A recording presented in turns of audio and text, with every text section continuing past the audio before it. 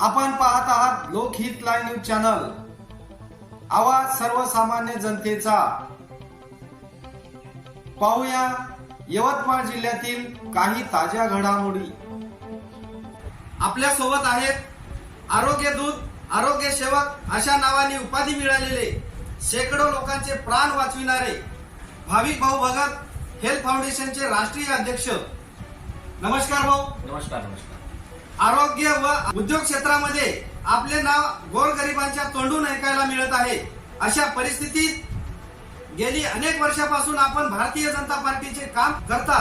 माझ्या मताने 2014 मध्ये तुमचे नाव होते व 2019 मध्ये पण तुमच्या नावाची चर्चा होती, पण आज तुमचे नाव जनतेमध्ये प्रचलित आहे व लोक तुम्हाला 2024 चा गोरगरिबांचा माणूस म्हणून विधान भवनामध्ये पाहण्यास इच्छुक आहे। यावर आपली काय भूमिका राहील?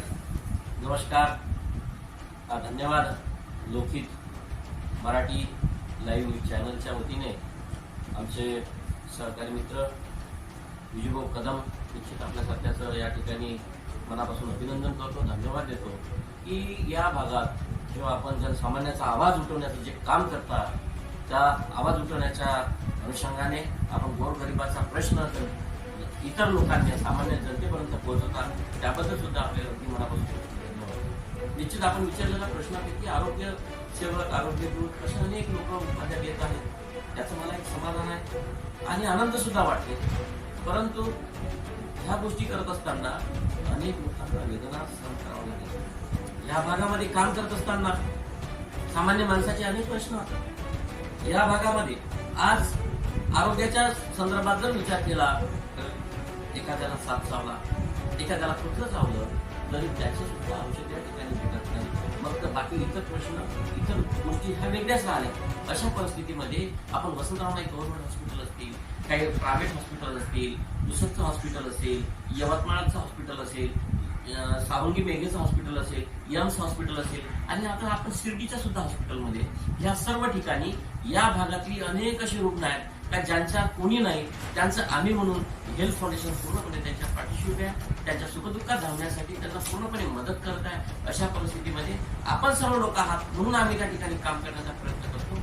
हेल्थ फाउंडेशनच्या वतीने प्रत्येक गावागावात टीम उभ्या झालेल्या आहेत। त्या गावातल्या टीममुळे आपण काम करायला आम्हाला पुन्हा पुन्हा इच्छा निर्माण होते। ती टीम नसती तर मी काही करू शकलो नसतो, जनता सोबत नसती तर मी काही करू शकलो नसतो। आज अशा अनेक महिला झाल्या की त्या लोकांच्या सुखदुःखामध्ये धावण्यासाठी पूर्णपणे मदत करतात, त्यांच्या घरपर्यंत जातात, त्यांचं काय बिमारी आहे हे त्या ग्रुपवर टाकतात आणि ग्रुपवर टाकल्यानंतर त्याचं निदान कसं करता येईल, त्याला कुठल्या दवाखान्यात घेता येईल, त्याला आपल्या सर्वेच्या माध्यमातून मदत कशी करता येईल या अनुषंगाने पूर्णपणे प्रयत्न केला जाते। आणि ज्या दिवशी तो पेशंट आमच्या पर्यंत आला मग त्याच्यापाशी पैसे असो चाय नसो, त्याला सोबत कोणी असो चाय नसो, अशा सर्व गोष्टींशी आम्ही त्याला पूर्णपणे मदत करण्याचा प्रयत्न करतो। एवढं त्याच्यापाशी ज्या हॉस्पिटलला आल्यावर या ठिकाणी ते 108 मिळून जाईल, परंतु त्या ठिकाणी आल्यावर त्याच्यापाशी जर तिकीट काढायला 20 रुपये जरी नसेल ते सुद्धा हेल्थ फाउंडेशनच्या वतीने आम्ही त्याला देण्याचा पूर्णपणे प्रयत्न करतो। त्याला गोळ्या लागत असेल, औषध लागत असेल, सोबत 2, 4, 5 दिवस राहण्याची त्याची व्यवस्था होत असेल, त्या सर्व गोष्टीसाठी त्याला पूर्णपणे मदत करण्याचा आम्ही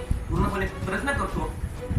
दुसरी महत्वाची गोष्ट आपण म्हटलं उद्योगाच्या संदर्भात सुद्धा आमचं फाउंडेशन फार मोठ्या प्रमाणात काम करतात। उद्योग हा प्रत्येक माणसाला असला पाहिजे। या भागातली अनेक असे विद्यार्थी आहेत, मुलं आहेत की ते पुण्या, मुंबईला, आदिलाबादला जाऊन काम करतात आणि उर्वरित 10-15 हजार काम करतात, ती संपूर्ण पैसे त्याला खाण्यापिण्यामध्ये लागते। अशा परिस्थितीत ह्या भागात जर उद्योग उभा झाला, ह्या भागात रोजगार उभा झाला तर त्यांच्या आईवडिलांना सहकार्य होईल आणि ह्या सर्व परिवाराला त्या माध्यमातून पुढे जाण्याचा एक मार्ग निश्चित या माध्यमातून मिळल्याशिवाय राहणार नाही, असं आम्हाला या प्रसंगी सांगावं असं वाटते।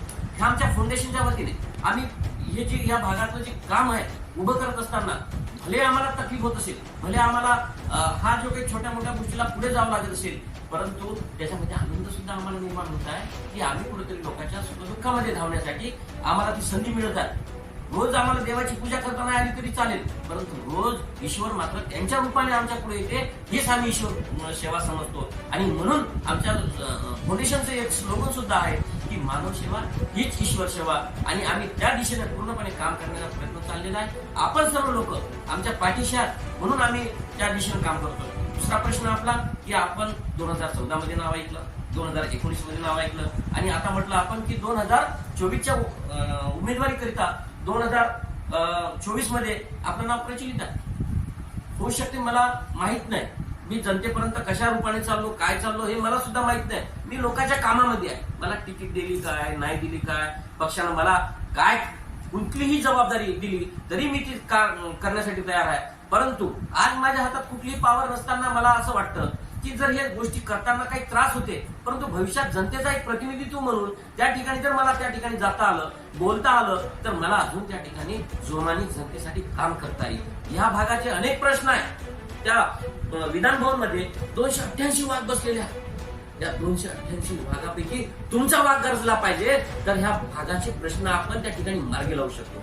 आपण पश्चिम महाराष्ट्रातल्या लोकांना बोलतो, त्या भागामध्ये अनेक उद्योग गेले, त्या भागातला विकास झाला, त्या भागातल्या शेतकऱ्यांना न्याय मिळतो, या भागातल्या लोकांना का न्याय मिळत नाही याचं सुद्धा उदाहरण तर आपल्याला सर्वांना माहित आहे. इथली जी लोकप्रतिनिधी आहेत त्या कुठल्या पद्धतीने काम करतात, त्यांची पद्धत कशी असली पाहिजे हे जनतेला आता दिवसांदिवस कळायला लागलं. कारण प्रत्येकाच्या हातात अँड्रॉइड मोबाईल आला, प्रत्येक जण पाहतात त्या दिशेनं आणि येणाऱ्या काळामध्ये प्रत्येक जण त्या रूपाने पश्चिम महाराष्ट्रात विकास झाला, तोच विकास आपल्या विदर्भात सुद्धा, आपल्या भागात सुद्धा कशा पद्धतीने करता येईल, या भागात उद्योगधंदे मोठे कसे आणता येईल, या भागातल्या शेकडो मुलांच्या हाताला काम कसं लावून देता येईल, या अनुषंगाने निश्चित आपण प्रयत्न करू. आणि अशी ही जी जाळा आहे समाजामधलं, ते आरोग्याच्या संदर्भातलं असेल, उद्योगाच्या संदर्भातलं असेल, सामाजिक संदर्भातलं असेल, नवयुवकाच्या हाताला काम असेल, महिलांना जो आज रोजगार उपलब्ध पाहिजे, आज पूर्वीच्या ज्या महिला होत्या चूल आणि मूल एवढं सांभाळायच्या, आजच्या महिलांना प्रत्येकाला असं वाटते की मी स्वतः रोजगार माझ्या हाताशी असला पाहिजे, छोटा मोठा का असे ना, माझ्या हातात उद्योग असला पाहिजे, त्याच्या माध्यमातून मी 2 पैसे कमवेल, माझ्या परिवाराला त्याच्यातून संधी मिळेल, माझा परिवार तेवढाच पुढे जाईल. कारण आज फार कठीण झालेला आहे. एका माणसाच्या पगारामध्ये, एका माणसाच्या मिळकतीमध्ये पूर्ण घराला जी सुख चैन ज्या वस्तू पाहिजे, आरोग्य पाहिजे, त्या मिळत नाही. परंतु अशा परिस्थितीत पती आणि पत्नी दोघांनी जर मिळून भविष्यात काम केलं, त्यांच्या हाताला छोटे मोठे काय असे ना उद्योग निर्माण झाले, तर निश्चित त्या परिवाराची भरभराटीच होईल आणि येणारा काळ त्यांच्या मुलासाठी त्यांना चांगल्या पद्धतीने जगता येईल असं मला या प्रसंगी म्हणावं असं वाटते. आणि आपण भविष्यात मला संधी दिली तर अनेक गोष्टी मला करता येईल, परंतु नाही तरी दिली संधी तरी मात्र मी निश्चित त्या समाजासाठी काम करेल असं मला या ठिकाणी आपण विचारलेल्या प्रश्नातून मला सांगावं वाटते. धन्यवाद. तर हे होते हेल्प फाउंडेशन युवा ब्रिगेडचे राष्ट्रीय संस्थापक अध्यक्ष भाविक भाऊ भगत.